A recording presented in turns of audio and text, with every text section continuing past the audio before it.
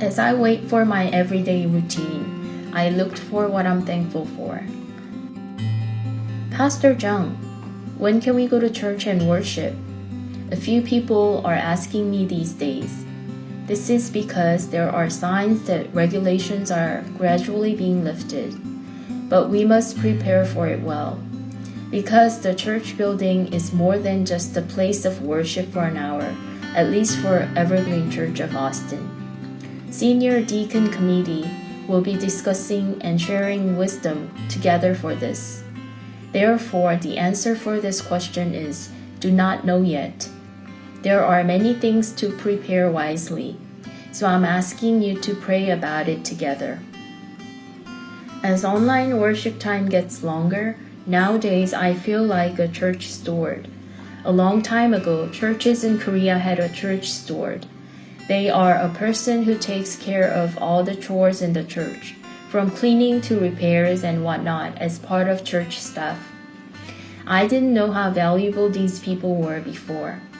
Mostly, they have to work while no one is around, so it wasn't noticeable.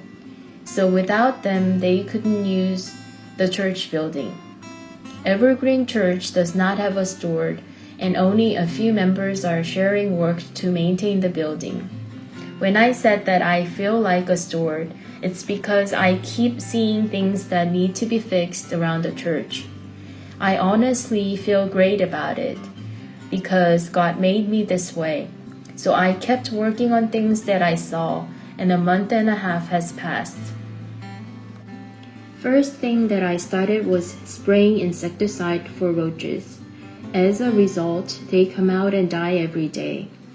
After a week, even though the number of dead roaches has been decreased, there were still about 10 of them. One 목자님 who didn't know that I was spraying insecticide said, "Pastor, we need to fumigate the church. There are a lot of dead roaches out here." So I told him that I am already doing it. But they still come out and die every day.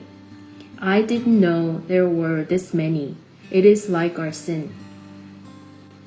I also replaced the door lock coming in from the outside. I also replaced the TV in front of the church entrance. Last week, the light at the altar stopped working all of a sudden, so I went up to the attic and repaired it.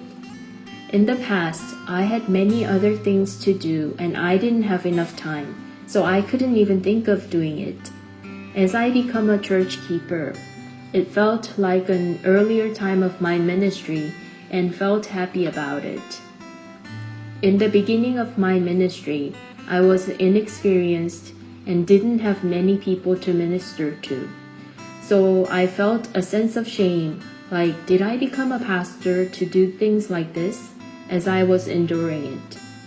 But now I have been trained in years, and I can actually laugh it off saying, I became a pastor to do this.